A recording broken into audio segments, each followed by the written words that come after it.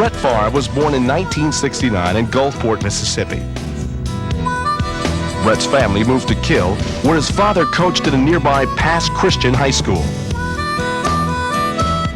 I first picked up a football probably at 2 or 3 years old. My dad was coaching, and I was always around it, so as young as I can remember, I had a football in my hand.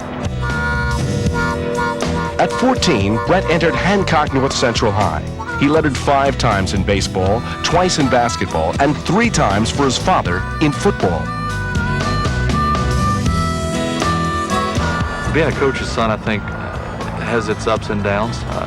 When you wake up for breakfast, you talk football. When you go to bed at night, you talk football or baseball. I think most players got 2 hours a day of football. I got 24 hours a day. Irvin Favre pushed his son hard. So hard, sometimes, young Brett resented his father's firm hand.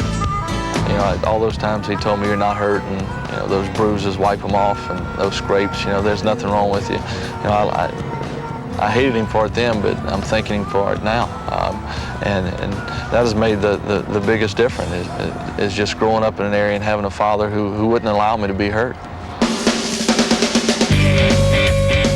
Brett played quarterback, strong safety, punter, and place kicker at Hancock, and played in the state's All-Star game. Though the school retired Brett's number 10 jersey, college scouts were not knocking down his door. We were not, I think, known outside of Mississippi. So it was hard to prove to people that I could play with so-called big boys. And finally, my dad convinced scouts and recruiters to come in and take a look at me, and from that point on, it was history. Brett got only one scholarship offer from the nearby University of Southern Mississippi. And early on, the coaching staff didn't see him in a leadership role. But Brett convinced the coaches to give him a shot at the starting job.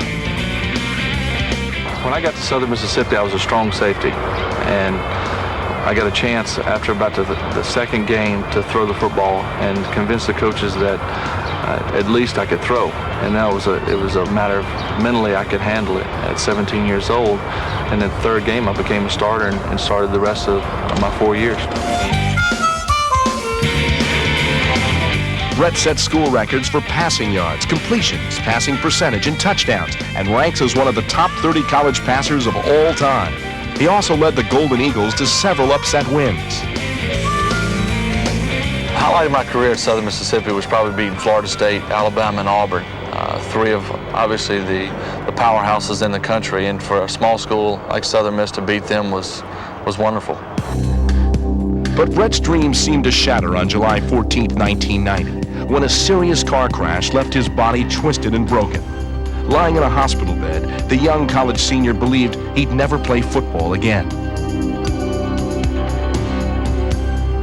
After that accident, no. Fracturing a vertebrae in my back and having 30 inches of intestines removed was pretty serious. So I didn't think I would, and if I did, it would be a long time. But fortunately enough, I came back and played a month and a half later.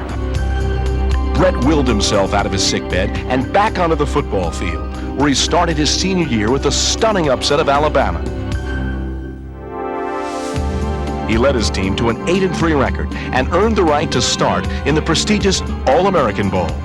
What I remember most about the All-American Bowl was, 1, it was my last game ever as a Southern Mississippi athlete, and 2, I was the most valuable player in that game, and 3, we lost. But Brett's MVP performance made the professional scouts take notice. All but ignored during his 4 years at Southern Miss, Brett was suddenly a hot NFL prospect.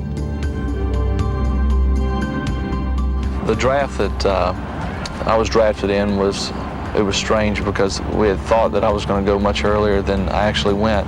So it was disappointing, but it was also relieving.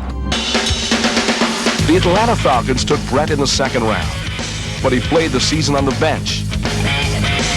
The next season, he was traded to the Green Bay Packers.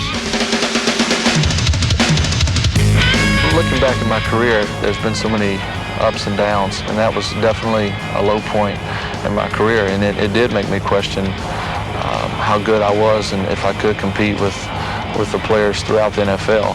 So it made me kind of step back and take a look at what was going on. But I think that was good. It was good for me because it was kind of a slap in the face, and it made me work even harder. Brett Favre is now certainly one of the premier quarterbacks in the National Football League, and a guy that everybody expects to lead his team to the championship.